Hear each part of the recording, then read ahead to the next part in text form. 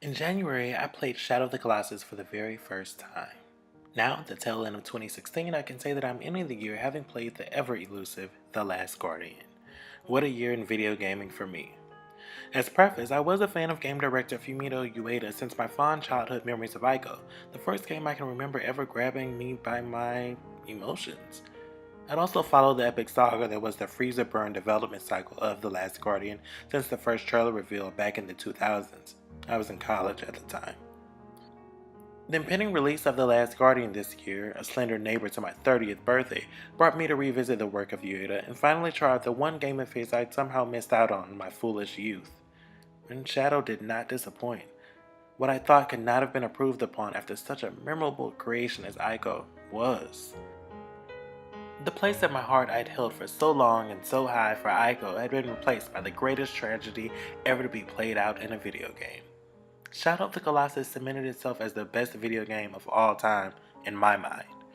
What kind of hope did The Last Guardian stand with such fresh admiration planted in me? And what about the long wait? Was it worth it? I went into the mysterious valley of ruins that make up the world of The Last Guardian with these very questions, and came out riding the back of a majestic man-eating beast I now call my most beloved companion in any video game I've ever played.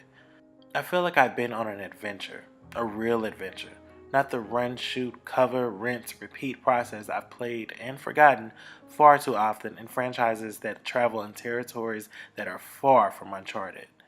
I feel like I've been a part of an actual epic made of magic, mystery, and wonder. And I feel like the 10 years of the adventure that was making this adventure was time well spent down to every single second. The enjoyment to be found within The Last Guardian is one that creeps upon you unknowingly as you're distracted by all of its noticeable flaws.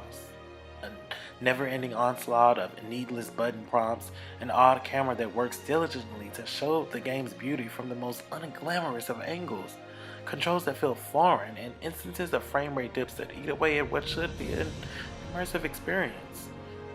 These kind of drawbacks will kill any other game. The Last Guardian, however, overcomes these usually fatal mistakes by accomplishing so much with so very little. There is no combat. There is nothing to be collected. There is no HP. There's just a nameless boy we're giving next to nothing about, and a giant mythological creature that doesn't talk, traveling across ancient ruins. And that's it.